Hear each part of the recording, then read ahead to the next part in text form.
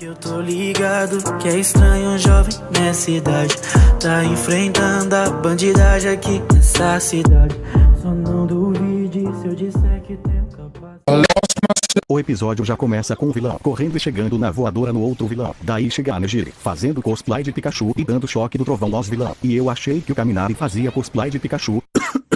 Daí a Tsuyu e a Uraraka faz aquele ataque combinado que deixa todo mundo com o cu trancado de tão fora. Depois de os vilões ser tudo derrotado, Nejire chega perto da Tsuyu e da Uraraka e fala que elas foram ótimas. E a Uraraka e a Tsuyu fala que estavam toda nervosa. Daí essa gostosa aqui fala que as duas foram boas. Daí já mostra aquele narrador filha da puta que fica falando sobre as individualidades da pessoa. E as quatro fica falando umas coisas fudidas lá, mas não tô a fim de narrar isso não. E aquela gostosa fala que o antigo parceiro do All Might quer fazer uma reunião de heróis e mostra o bico de pica-pau e o Shigaraki em uma sala. E vocês sabem o que isso significa?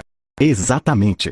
É sinal que geral vai tomar no cu, corta para a abertura, mas como não quero pegar extrair que pula essa porra, pula.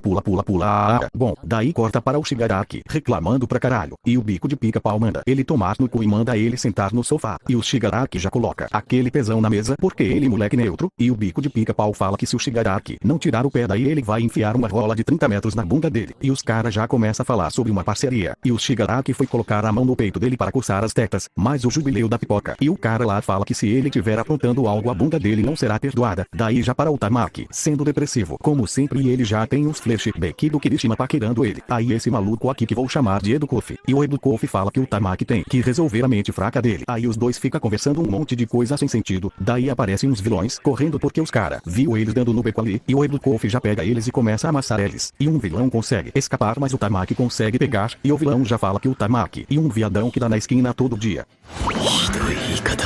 Daí o Tamaki já dá aquele supapo no vilão e aparece aquele narrador filha da puta de novo. E todo mundo começa a aplaudir o Tamaki. E ele começa a sentir a rola entre sua bunda. E o Tamaki já leva um tiro. E o Kirishima foi tentar ajudar. E já leva um tiro na testa. E o Kirishima não sentiu porra nenhuma. E o vilão já saiu correndo e o Kirishima vai atrás. E o Tamaki foi tentar usar sua individualidade, mas ela não ativava. Isso que dá a ficar dando a bunda demais, né, Tamaki? Vai se fuder, tio Midoriya. Daí o Kirishima fica correndo atrás do vilão até que ele fica encurralado. E o Kirishima dá um murrão que o maluco até voa. E o vilão começa a chorar falando que a lâmina dele não chega nem 10 centímetros. Aí o Kirishima foi ajudar o maluco lá. Só que ele já toma um antídoto que fica monstrão. Daí o Kirishima pede para todo mundo se afastar. E o maluco já taca as lâminas para cima do Kirishima. E ele fica falando um monte de bosta. E o vilão taca mais lâminas para cima do Kirishima. Aí o Kirishima já tem uns flashback sobre as dicas do All Might. E corta para os alunos da Wei. E o Kirishima fala que todo mundo vai se tornar um super-herói profissional e ele vai ser um bosta.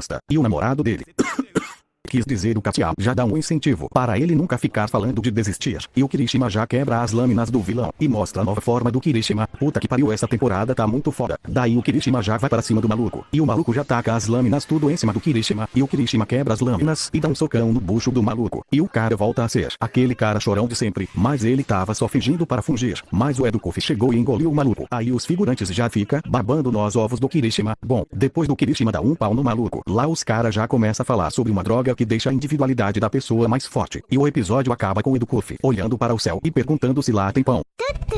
O episódio começa com o Kirishima falando com o Midoriya se ele vai na residência hoje. E o Midoriya fala que vai, mas achou estranho de não ir com a roupa de herói dele. Aí a Uraraka e a Tsuyu chega falando se eles vão hoje. Tão duvidando, olhe. Já olhou pra alguém e pensou, o que passa na cabeça dela?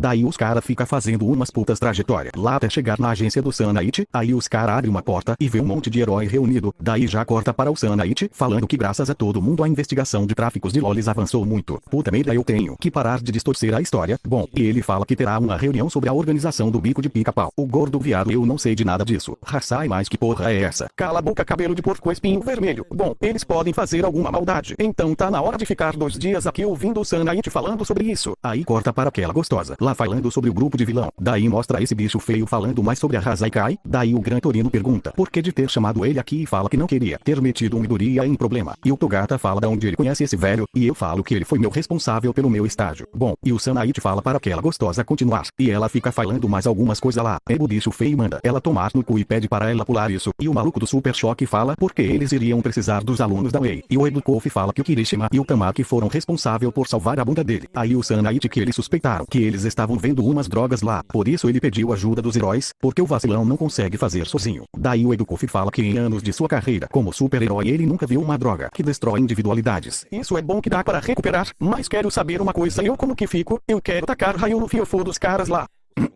Bom, daí o professor Zé Droguinha já fala sobre o que sua individualidade pode fazer. Puta que pariu, os caras acham, mesmo que temos Alzheimer. Daí o Educoff fala que graças ao Kirishima levou uma bala na testa. Eles conseguiram encontrar um pouco da droga. E as meninas já começam tudo a babar no Kirishima. E o Educoff fala que depois de analisar, ele descobriu que sangue de Loli.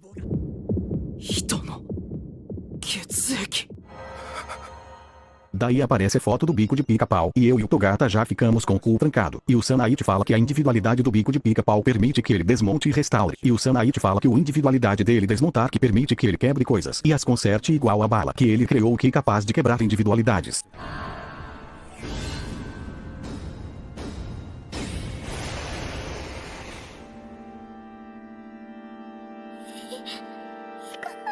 Aí o Sanaichi fala que o bico de pica-pau tem uma filha chamada Eri, mas não há registros, nem nada sobre o nascimento dela. E ele fala que ela estava com boa parte do corpo dela enfaixado. E os caras estão perguntando se o bico de pica-pau está transformando o corpo da filha em bala e vendendo. Aí o Sanaichi fica falando mais umas coisas lá sobre essa droga. E o Educoff fica full pistola, e o Super Choque fala que a culpa é minha e do Togata por não pegar a Eri. E o Sanaichi fala que não, que a culpa é dele. E o Sanaichi fala que eu tava disposto a salvar a Eri, e o Togata pensou o que aconteceria. Agiu para tentar em outra oportunidade. Bom, foi isso que entendi. Bom, e o Togata fica falando porque não salvamos a Eri, e nós levamos e falamos que na próxima nós vamos salvar ela. Daí eu e o Togata ficamos com o cu trancado. E o Super Choque pergunta como eles vão achar a Eri se o bico de pica-pau vai ficar fugindo toda hora. E o Sanaichi já mostra os locais onde o bico de pica-pau está escondido. E um figurante fala que todo mundo vai morrer, e o Educoff fica pistola de novo. E o Gran Torino fala que se todo mundo fizer uma grande confusão em relação a salvar a Eri, isso não pode funcionar. E o professor Zé Droguinha pergunta por que o Sanaichi não usa sua individualidade em todo mundo para saber o futuro. E ele fala que não pode fazer isso porque a sua individualidade só deixa permitir uma pessoa por 1 hora a cada dia. E mostra um flashback do All-Might e o Sanaichi falando que o All-Might vai morrer. E o Sanaichi fala que a individualidade dele deve ser usada só quando tiver maior chances de sucesso. E o Super Choque manda o Sanaichi usar nele. E o Sanaichi já manda ele pra famosa casa do caralho. E mostra o Midori e a pistola enquanto ele tem uns flashback da Eri. Daí os cara começa a consolar eu e o Togata, e o professor Zé Droguinha chega e fala para acabar com essa porra de velório. E o professor Zé Droguinha fala comigo que eu ainda não recuperei a confiança dele. E mostra uns flashback do professor Zé Droguinha falando umas coisas lá. E o professor Zé Droguinha fala que vai observar o Midoriya, e se ele fazer algo de errado que ele faça direito. E o Tamaki Amejiri fala para o Togata levantar essa cabeça de ovo, é que tudo vai dar certo. Aí o Togata fala que na próxima nós vamos salvar a Eri, e eu falo que nós vamos. Daí corta para o Gran Torino falando para o Sanaichi que o Midoriya ajudou o All-Might e o Sanaichi a fazer as pazes. E o Gran Torino pergunta para o Sanaichi o que ele achou do Midoriya, e ele fala que sou bem parecido com o All-Might, e o episódio acaba com a Eri chorando e tendo uns flashback comigo.